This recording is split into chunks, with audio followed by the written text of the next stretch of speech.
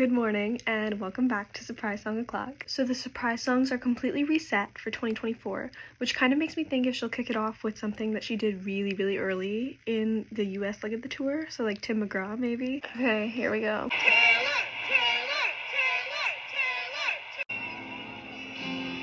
my god. That could be Tim McGraw. I really wanted to just overdo the thank yous for everything you've done for the Midnight's album, how much you cared about this album.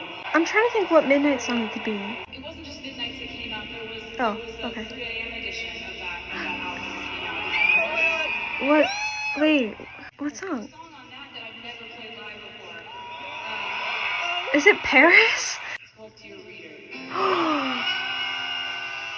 I just got chills, what? That's so special. I feel like I say this every time, but I need this available to stream right now.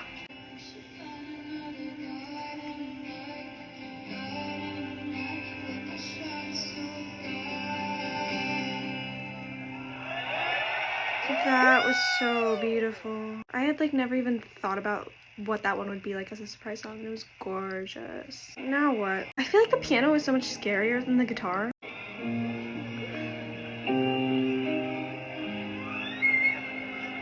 Holy ground? Holy ground? It's holy ground. Oh my gosh, holy ground on piano. Oh my gosh.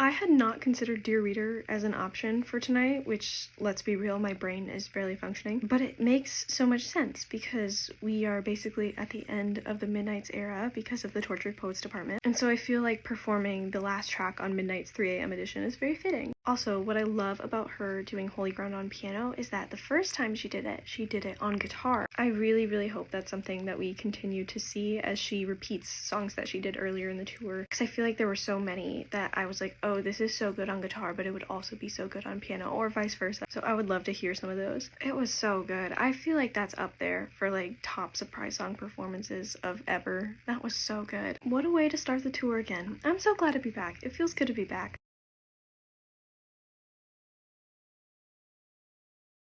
Welcome back to Surprise Song O'Clock. Yesterday was great.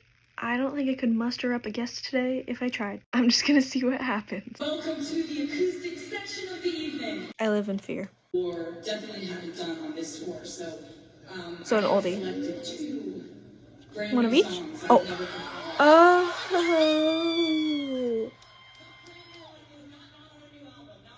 Oh no, I didn't think that. Never done live. Glitch, maybe? Wish me luck because this is the maiden voyage of this song on this tour. It resonates with me a lot, which makes sense because I wrote it. But I wrote it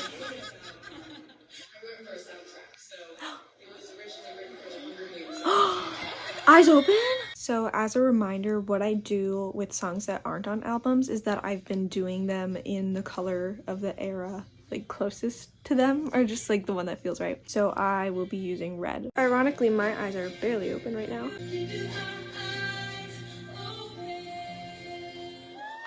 That was so good. We had what, like a couple months off, and I feel like I somehow forgot how good these performances were. Is she crazy enough to do You're Losing Me?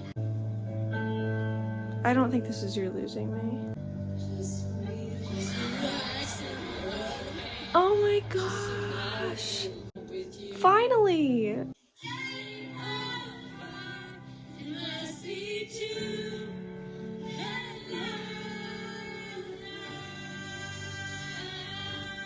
I truly would have never ever predicted either of those songs for tonight, but they were so good. I think if you asked me, is she gonna do Electric Touch on guitar or piano, I probably would have said guitar, so it was really cool to hear it on piano. I did sort of gloss over the fact that she said that Eyes Open really resonated with her a lot right now, so that's heartbreaking. I know I said this like yesterday, but I would like to say it again. It feels so good to be back. I just love these acoustic performances so much. And I love this little bit of my routine where like every week I crochet a couple rows of surprise songs.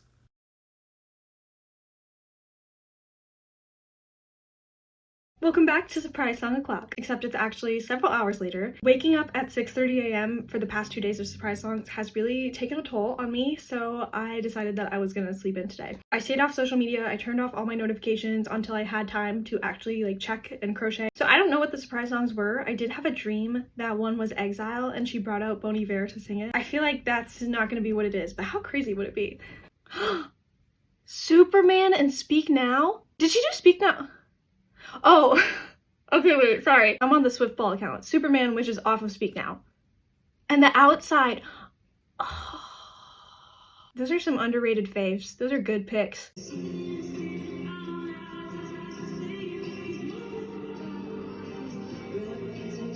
I feel like she had a smirk when she sang the word reputation. Maybe that's just me. That just put me in such a good mood. That was so cute. That was so fun. That's like the perfect, I don't know, obviously there's some very devastating guitar surprise songs, but I kind of just love the ones that are just so fun and they just put a smile on your face. I don't know. I truly feel that Superman is underrated. I don't know why people don't like it in the first place. If you don't want to have a good time, then that's on you, I guess, but I had a great time listening to that. And she looked so happy singing it. That was so lovely. Okay, I'm gonna watch The Outside now while I crochet that row.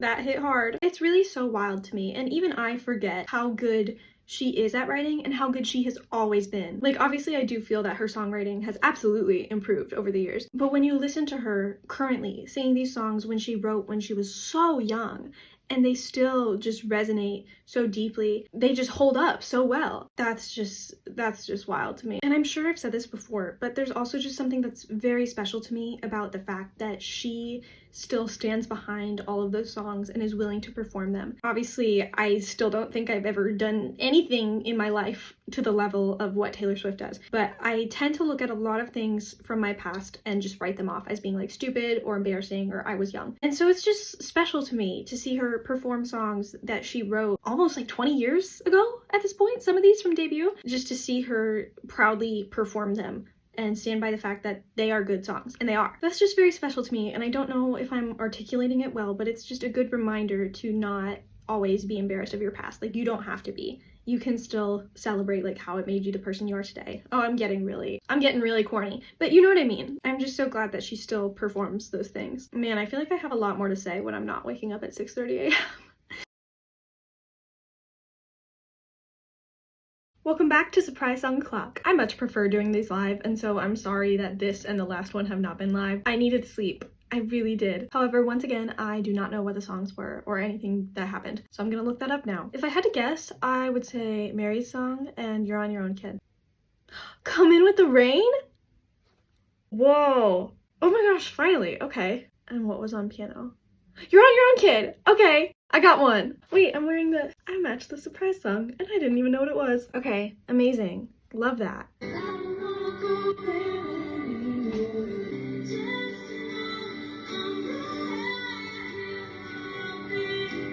That was so good.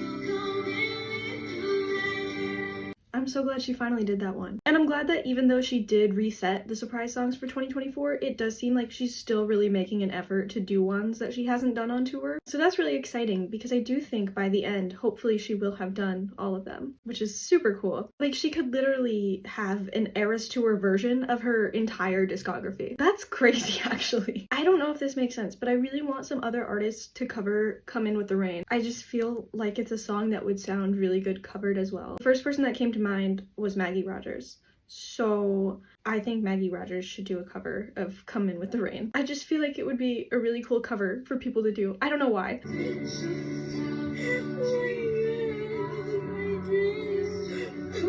Wait, this is precious.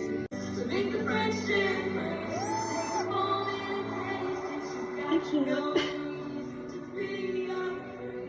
I believe she's played that more than any other surprise song on this tour. Correct me if I'm wrong, but I'm pretty sure. And even though it does hurt every time that she plays it and I'm not there, I do feel like I'm getting a little bit desensitized to it. I do feel like I'm at a place where when I hear that she played it, I can just be like, yay! So that's good. Because the first time that she played it, it felt like I got punched in the stomach, and it doesn't feel like that anymore. I wonder if she would ever do it on guitar, though. That would be really interesting to see. I'm not sure if I should do a white separator row after this set of shows. I'm wondering if I should just do white separator rows for larger gaps in the tour. I know that means there'll only be a few, which is fine with me. Because the first ones I did were after the Mexico shows, because there were a few weeks after those, I believe. And then this is all the South America shows. And then I put one here because there was like a couple months of a break. So I don't know if that's what I should do. I feel like I'm not going to do one. I'm going to try to get a lot of sleep this week so I can wake up at 6:30 for the next shows.